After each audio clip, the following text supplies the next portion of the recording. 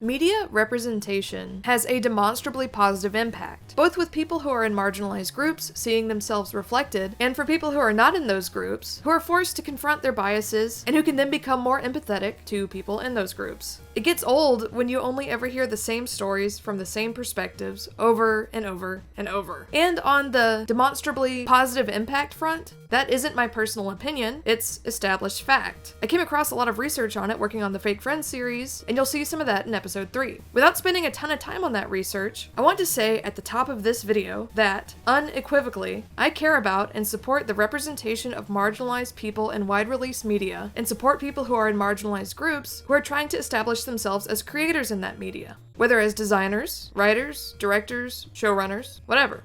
But, especially as an independent creator myself, and as someone who has a lot of friends who are independent creators who are in marginalized groups, it is a tremendous point of frustration and annoyance for me when so much money and so much energy and so much time is spent fawning over mediocre representation in film and television and AAA games when there are thousands of people in underrepresented groups desperately trying to tell their own stories and telling them with such creativity and wit and sincerity who are ignored. Again, representation in big properties is demonstrably important, and caring about Captain Marvel and caring about a queer local zine artist aren't mutually exclusive, even though I don't care about Captain Marvel, it's just an example. But if you're hungry for representation and you feel left behind, or if you want to learn about and support experiences outside of your own, or find art that's challenging and idiosyncratic, you're probably going to be much better served by independent creators. And I can promise you, your $12 would mean a lot more to that zine artist than it would to Marvel and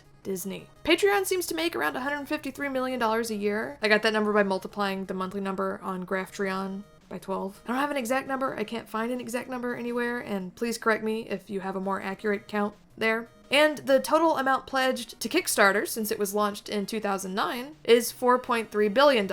By any independent creator's assessment, that's a lot of money. But Captain Marvel made $153 million in its opening weekend. The total box office for all Marvel movies combined since 2008, according to numbers pulled from Collider at the end of this April from this piece, is $19,863,392,023. That's also comparing one movie with over 5.5 million people giving to almost 140,000 people, and 22 movies to around 164,000 Kickstarter projects. The highest funded one being This Weird Watch, which made $20 million, whereas Infinity War made over $2 billion. So even the biggest crowdfunded independent projects, even ones as massive as Critical Role, are nothing compared to this one line of films. This one series of interconnected stories controlled by a very small number of people comparatively. And again, if you're hungry for representation and angry and feeling betrayed about whatever dumb thing a TV show or movie did this time, that zine artist is there waiting for you. And proportionally, your money means a lot more to them. And the purpose of this video isn't to soapbox or to guilt people. Being alive is terrifying and difficult. And games and TV and other forms of media escapism can be essential tools in making it day to day for people. And it's your time and your money. And you know, all this money and time I'm talking about could instead of any media or art be spent volunteering and campaigning for progressive candidates, or could be donated no strings attached to worthy causes. I'm not saying you're a bad person if you only watch Star Wars, and a good person if you only support weird niche media by marginalized people, because neither of those are true. And just overall, I'm not an activist. I'm an idiot who makes money on YouTube videos. And I do get very excited about some big properties that millions of other people are also invested in. I love Better Call Saul, and I've made Twitter threads with screenshots of how beautiful its cinematography is. And I adore the John Wick movies, like watching them is such a high for me. And I still love One Piece, and recently got very into Mob Psycho 100, also a gorgeous show. And none of those properties are some obscure passion project by an oppressed person. And I'm aware that my enthusiasm for them has very little impact on their bottom line. But often, I have no passion or excitement for what I'm expected to get excited about as a critic, or just as a current day American, or as a feminist. I just like what I like, and a lot of it happens to be weird niche art that I feel is very underappreciated. It did not start as a deliberate choice. I learned to draw on image boards in elementary school. I think it's pronounced oikaki boards. And loved seeing the art posted on them and seeing like different artists and what they could do and seeing fan art. In middle school, I was very into webcomics, especially Sluggy Freelance and some other webcomics that are more embarrassing. I don't want to name them. And I always liked really weird freeware games. I talked about that in my games essay. Initially, Flash games, starting when I was very young. As I got older, it was more freeware experimental games. And I would sometimes read fan fiction or order doujins off eBay. I was always into weird independent art and amateur art and outsider art. And as I've gotten older, it's all happened to take up more of what I'm into versus water cooler shows or films. And then along the way, I realized that because of gatekeeping and limited resources, it's much easier to find marginalized artists in lower budgeted independent art than in Hollywood films or whatever. And I just don't feel much when I see a Marvel movie or when I watch The Force Awakens. I don't like Game of Thrones. It's cool if you like it. I don't care if you like it. I just don't. And I don't care how much strangers on the internet anonymously badger me to watch it. As if me watching it is some kind of like validation that they have to have. As if they'll like die if they don't get my validation. It's not hate for that show or those movies, or some kind of contrarian dislike of something popular, or feeling special or morally superior because I like weird stuff. It's just bloodless indifference. It's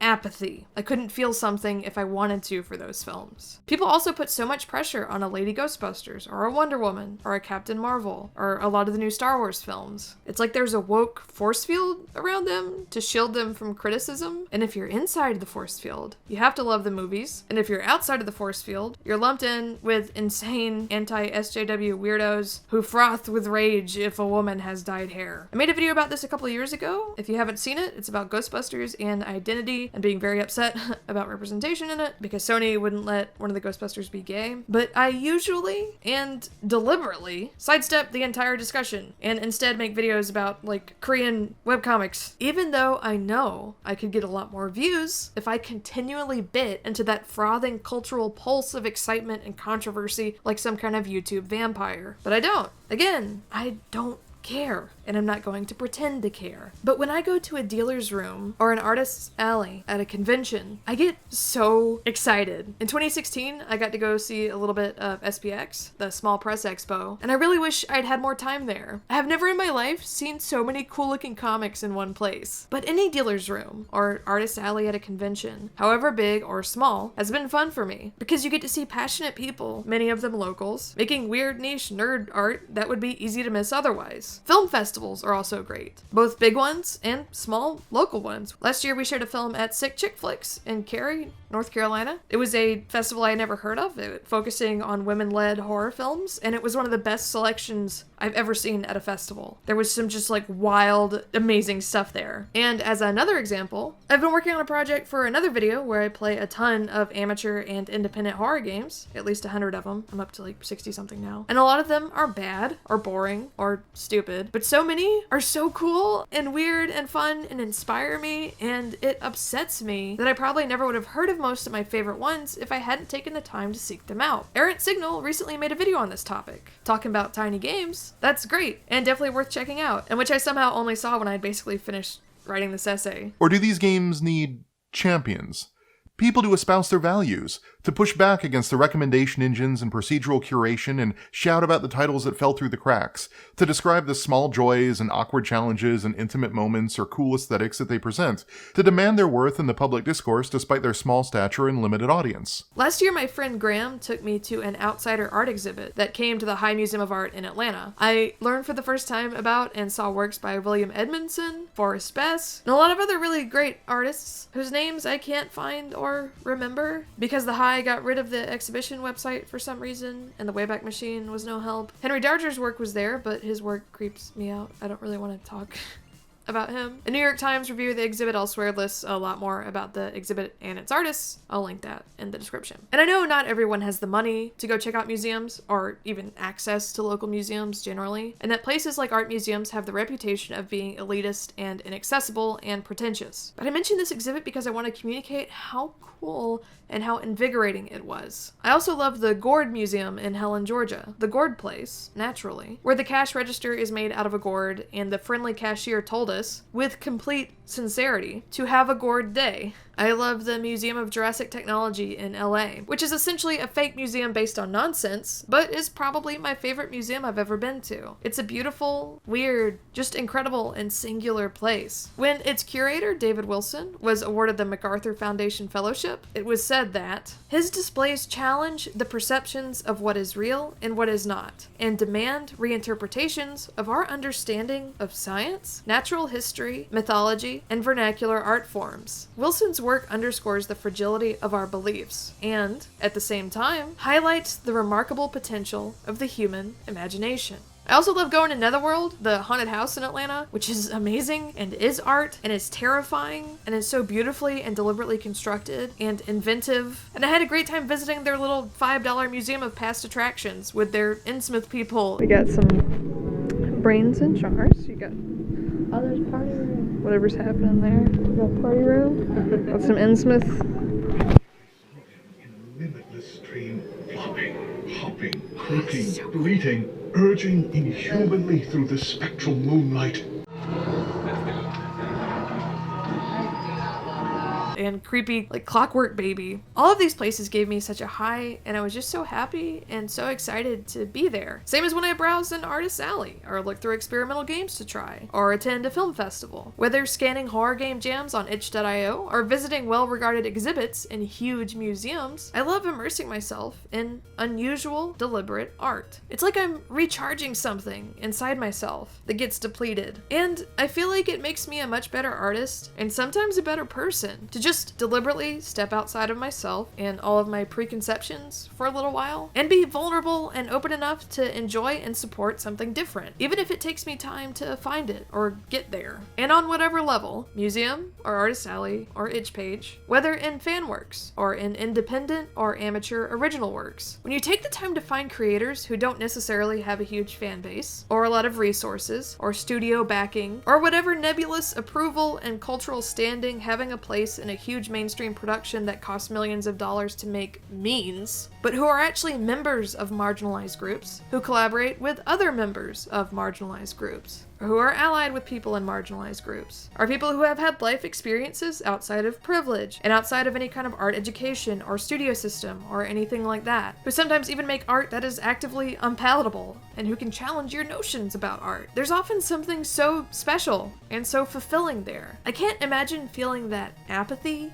I mentioned while playing something like Moko's Advice or Sanguine Sanctum, two games I found while working on that video that I really enjoyed, or when walking through the Museum of Jurassic Technology. Consider, when it comes to media, what do you get excited about over the next few weeks, over the next few months, over the rest of this year? What are you looking forward to? If you have room, try slating in some time, if you don't already, to seeking out weird niche media. And if you care about the often frustrating pursuit of representation of marginalized people in media, consider spending more time directly supporting marginalized artists. Like, I love D&D, but if you feel weird about tropes in it, especially about race, or if you want to listen to or watch an actual play series with a more diverse cast than a lot of mainstream shows have, there are so many shows and games and game designers out there from all sorts of backgrounds with so many different ideas about what a game or actual play show should be. Mainstream games and shows are important too, but you can affect change, like actual change, by seeking out and supporting artists that could really use the support. And support doesn't have to be money. A few years ago, there were times where I almost had to cancel Netflix because I couldn't afford $8 a month. So I don't expect anyone, especially anyone who doesn't have a lot of income, to shoulder the burden of funding independent creators. Support can mean your money, or your time, or your platform, or your enthusiasm, or your words of encouragement.